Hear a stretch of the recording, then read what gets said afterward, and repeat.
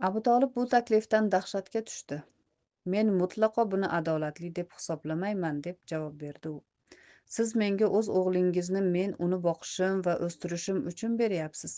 Menikini esa olib o'ldirishni xohlayapsiz. Alloh nomi bilan aytamanki, bunday bo'lmaydi. Reja chippakka chiqdi. Ammoraning bu holatdan qanday ta'sirlanganini, xafa bo'ldimi yoki yengillikni his qildimi, buni bilmaymiz. Abu Tolibning payg'ambarimiz sollallohu alayhi vasallamning ishini to'xtatishga ko'ndirishi borasidagi barcha umidlari puchga chiqqach, o'zlari ham uni ko'ndirishdan umidlarini uzgach, Qurayshliklar Muhammad alayhissalom va u kishining izdoshlari hayotini qiyinlashtirish, ularni Qurayshliklar irodasiga majburan bo'ysundirishga ahd qilishdi. Ular Makkadagi daydi va darbadarni ularga nisbatan heshlashdi. Bu razillar payg'ambarimiz sollallohu alayhi vasallam ko'chada ketayotganlarida u kishiga baqirishar va orqasidan masxara qilishar, yuzlariga hovuchlab tuproq sochishar, yo'llariga tikanlar tashlashib, uyiga axlatlar to'kib ketishar va bu ishda ularga Abu Lahab va Abu Jahl ko'maklashardi. Ko'p o'tmay bu dushmanlik harakatlari yanada xavfliroq tus oldi. Musulmonlarga nisbatan jabr, zulm va siquvni oshirish borasida ham ular borgan sari yanada hiylakorlashib borishdi. Ulardan birining xayoliga, agar Muhammadni yakkama-yakka kurashga chaqirsam va odamlarni ko'z o'ngida uni yerga ursam, uning ishiga zarar yetkazgan bo'lardim, degan fikr keldi. Bu payg'ambarimiz sollallohu alayhi vasallamning Allohga ishonmaydigan amakisi bo'lib, uning ismi Rukona ibn Abduyazid edi. U o'zining kuchi va chapdastligi bilan gerdayadigan kuchli jangchilardan edi. Makkada uni hech kim yenga olmasdi. Ey ukamning o'g'li, deb murojaat qildi u payg'ambarimiz sollallohu alayhi vasallamga. Bilamanki sen mard erkaksan. Men seni qallob deb bilmayman. Men bilan kurashga tush. Agar g'alaba qozonsang, men sening haqiqiy payg'ambar ekaningni tan olaman. U juda o'ziga ishongan odam edi va Makka aholisining ko'z o'ngida Muhammad alayhissalomning obro'siga putur yetkazishning eng to'g'ri yo'lini topdim, deb o'ylardi. Muhammad yo yakkama-yakka olishuvdan bosh tortib, bu bilan o'zining hech narsaga arzimas ekanligini hammaga namoyish etadi, yoki chorlovni qabul qilib, abadul abad sharmanda bo'ladi. Biroq bu faqatgina uning xayollari edi. Uning chorlovi qabul qilindi va bu olishuv davomida payg'ambarimiz sollallohu alayhi vasallam raqibini 3 marotaba yerga uloqtirdilar. Biroq bu polvon so'zida turmadi. Qurayshliklar nochor va kuchsiz musulmonlarga juda ko'p jabr sitam qilishardi. Bu jabrdiydalar orasida eng mashhuri nomi zarhal harflar bilan tarixga yozilgani Bilol ibn Hamoma bo'lgan. Bilol ibn Hamoma o'z xo'jayini Umayya ibn Xalafdan juda ko'p zulm ko'rgan. U kelib chiqishi habashistonlik, baland bo'yli, jiddiy tabiatli qul edi. Uning musulmonlikni qabul qilganidan xabar topgan xo'jayini uni Arabiston yozining eng jazirama, quyosh nuri tekkan hamma narsani quritib, yoqib kul qiladigan kunda qizib turgan qum ustida yotqizib qo'yib, ko'ksiga og'ir xarsangni qo'yar va jazirama ostida qoldirardi. Vaqti bilan xo'jayini uning oldiga kelib, qulining azobdan burishib ketgan, zorli yuziga qizarib ketgan lablari va shishib ketgan tiliga qarab shunday derdi: Muhammaddan yuz o'gir, o'z e'tiqodingga qaytib, Lot va Uzzoga sig'in. Biroq Bilol e'tiqodida mustahkam qoldi. Bilolga azob berayotib Umayya ibn Xalaf kun kelib Badrdagi jangda o'zi va o'g'li o'zlarining bu sobiq quli bilan yuzma-yuz kelishlarini va ikkovi ham Bilolning qo'lidan o'lim topishlarini bilmasdi. Davlatmand odam bo'lgan Abu Bakr Bilolni va jabr zulm qilinayotgan boshqa bir nechta qulni sotib oldi. Abu Bakr har safar biror musulmon qulga jabr zulm qilinayotgani haqida eshitsa, uni sotib olar va ozodlikka qo'yib yuborardi. Barcha ta'qiblar va qarshiliklarga qaramay, payg'ambarimiz sollallohu alayhi vasallam o'zining dushmanlariga nisbatan muloyimlik bilan munosabatda bo'lishda va ularga marhamat ko'rsatishda davom etdilar. U zot shunday deb duo qilardilar: Ey Robbim, Umar va Abdul Hakamning qaysi biri senga eng mahbubroq bo'lsa, o'sha ila islomga quvvat ber. U kishining Umar borasidagi iltijolari ijobatini topdi va Umar islomni qabul qilgan, 40-chi erkak bo'ldi. Biroq Abu Jahl kofirligicha qoldi va mushriklikda dunyodan ko'z yumdi.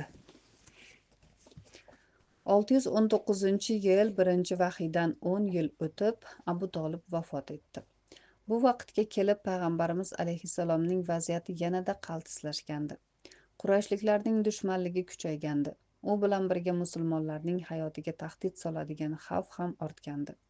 Payg'ambarimiz sollallohu alayhi vasallam esa o'zlarining bir nechta sodiq sahobalari bilan o'z dinini targ'ib qilishda davom etardilar va u zotning bu sahobalari orasida o'zlariga eng yaqin bo'lgan 10 kishi bor edi. Bu odamlar Allohning marhamatiga sazovor bo'lgan o'nlik sifatida tanilishdi va so'nggi nafaslarigacha musulmonlar orasida alohida hurmat, ehtirom va mehr-muhabbatga ega bo'lishdi. Payg'ambarimiz sollallohu alayhi vasallam Makkada qolishdi va chidab bo'lmas darajaga borib yetgan qarshilik va dushmanliklarga sabr qilishda davom etdilar. Keyinroq payg'ambarimiz alayhissalom Madinaning o'sha vaqtlarida u Yasrib deb nomlanardi. Bir nechta aholisi bilan tanishdilar va ular islomni qabul qilishdi. Madinalik bu musulmonlar payg'ambarimizning hayotiga xavf solayotgan tahdidlar haqida xabar topishgach, u zotga o'zlarining shahriga ko'chib kelishlarini va o'sha yerda yashashlarini taklif qilishdi. Bu taklifdan ko'p o'tmay Alloh musulmonlarga Madinaga ko'chib o'tishlari uchun izn berdi va payg'ambarimiz sollallohu alayhi vasallamning ularning ko'pchiligini Madinaga yubordilar. Payg'ambarimiz alayhissalom ularning ko'pchiligini Madinaga yubordilar. 622-yil sentyabr oyida Qurayshliklar Muhammad sollallohu alayhi vasallamni o'ldirishga uzil-kesil qaror qilishdi.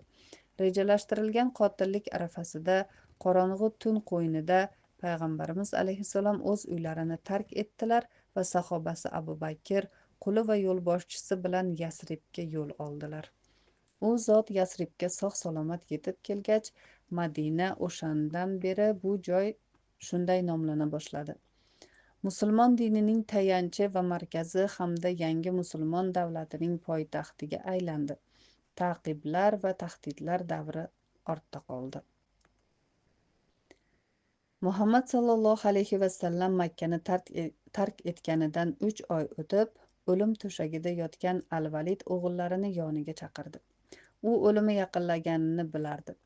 "Ey o'g'illarim", dedi u, "men sizga 3 ta ishni qilishni vasiyat qilaman. Diqqat bilan eshiting va bekami ko'z ado eting. Birinchisi, Huvazadan xun olish. Ulardan qasos oling. Alloh nomi bilan aniq bilamanki, ular aybsiz. Lekin agar siz buni qilmasangiz, sizga ta'na qilishadi deb qo'rqaman. Ikkinchisi, mening pullarimga oid ularni Saqif qabilasidan foizlari bilan qaytarib olish kerak. Ularni albatta oling. Uchinchisi, Abu Uzayhir menga qilg'iliqlari uchun moli yoki joni bilan to'lashi shart." Bu odam Al-Validning qiziga uylangan edi. Keyin esa u bilan ajrashdi, ammo uni ota uyiga qaytarmadi. So'nggi vasiyatini aytib Al-Valid vafot etdi. U buyuk rahnamo, hurmati yuksak oqsoqol va Qurayshliklar qabilasining oliyjanob vakiliga xos izzat-ikrom bilan dafn etildi. Birinchi topshiriq hech bir qiyinchiliksiz ado etildi. Xuzoaliklar joni evaziga moli bilan tovon to'lashdi va ish hech qanday kuch ishlatilmasdan yakunlandi. Ikkinchi ish uzoq yillarga cho'zildi va uning yakuni yaxshi kunlar kelguniga qadar ortga surildi. Uchinchi masala, ya'ni Al-Validning kuyovi bilan o'zaro urushiga keladigan bo'lsak, Xolidning ukasi Hishom Abu Uzayhirning qonidan boshqa hech narsaga rozi bo'lmaslikka qaror qildi. U Abu Uzayhir bilan hisoblashish imkoniyatiga ega bo'lish uchun 1 yil kutdi va uning odamlaridan birini o'ldirdi. Ish keskin tus oldi. Ikki o'zaro dushman oilalar o'rtasida qonli urush boshlanishi xavfi paydo bo'ldi. Biroq ishga Abu Sufyon aralashib, ularni o'zaro kelishtirishga erishdi. Shundan so'ng boshqa qon to'kilmadi. Otasi vafotidan so'ng bir necha yillar davomida Xolid mol davlati sharofati bilan hayotdan zavq olib, osoyishta umr kechirdi. U hatto savdo karvonlari bilan Shomga ko'p yillar o'tib, uning harbiy yurishlari nishoniga aylanadigan Burso deb nomlangan katta shaharga sayohat qildi. u vaqtlarda uning nechta xotini va bolalari bo'lgani bizga ma'lum emas, biroq uning o'sha paytdagi ikkita o'g'li haqida ma'lumotlar bor. Kattasining ismi Sulaymon, kichigi esa Abdurahmon. Kichkinasi Al-Validning vafotidan 6 yil o'tib dunyoga kelgan va keyinchalik Shomda lashkarboshi sifatida shuhrat qozongan. Biroq arablarning urf-odatlariga ko'ra, Xolidni Sulaymonning ismi bilan atay boshlashdi. Shu tariqa uni har xil atashardi. Xolid bu uning o'z ismi. Ibn al-Valid, ya'ni Al-Validning o'g'li, va Abu Sulaymon, ya'ni Sulaymonning otasi. Ko'pchilik unga Abu Sulaymon deb murojaat qilardi.